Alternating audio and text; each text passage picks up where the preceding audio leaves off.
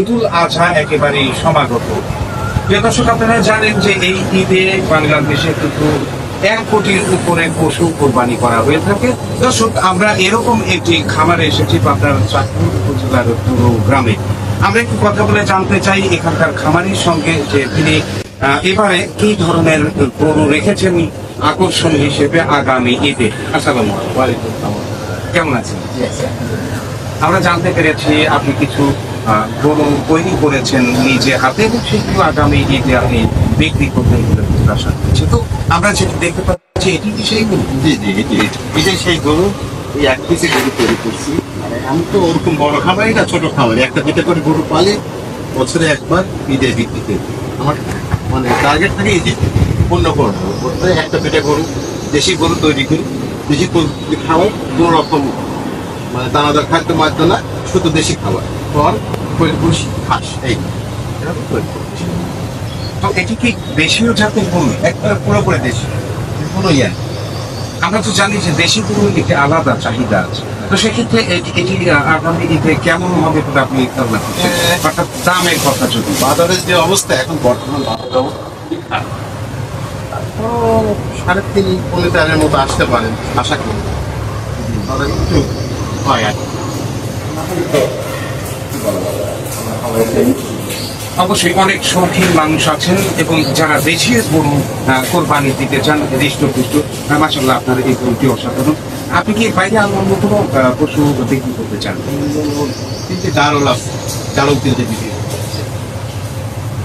কারণের তো আলাদা চাহিদা আছে। যেমন আমরা জানি যে কারণের মাংস বেশ সুস্বাদু এবং দামও বেশি বেশি। খাসির মাংস খাই, হাঁসের মাংস থেকে জারল মাংস অনেক সুস্বাদু, অনেক সুস্বাদু। তো সেক্ষেত্রে আপনি যে কারণের কথা বললেন, ওগুলোর দাম কেমন হবে বাজারে? কেউ যদি দিতে চান কোরবানি, কুরবানির জন্য না তো, তার পালার জন্য।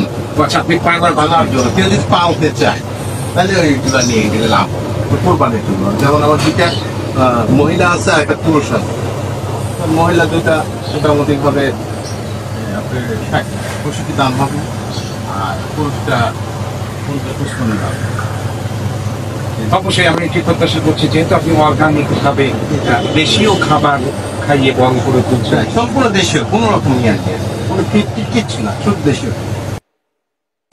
আপনার ঘাস কোয়েল খুশি এই, এছাড়া অন্য কিছু। অবশ্যই উজ্জ্বল ভাই, আমরা একটি ব্যাপারে জানতে চাই, যদি কোনো ক্রেতা আপনার সঙ্গে সরাসরি যোগাযোগ করতে চায়, কিছুটা দামের ক্ষেত্রে আপনি যেমন বললেন বাজার অনুযায়ী যদি তারা কিনতে চায়, সেক্ষেত্রে কিছুটা একটু ফ্লেক্সিবল হবে না? আসলে আলোচনা সাপেক্ষে আর কি একটা সিদ্ধান্ত নেওয়া দরকার। সমস্যা আলোচনা সাপেক্ষে কিছু তো কম করতেই হবে। অনেক দূর থেকে লোকজন আসবে, চাইলে তো আর পাবো না, সময়টা হবে।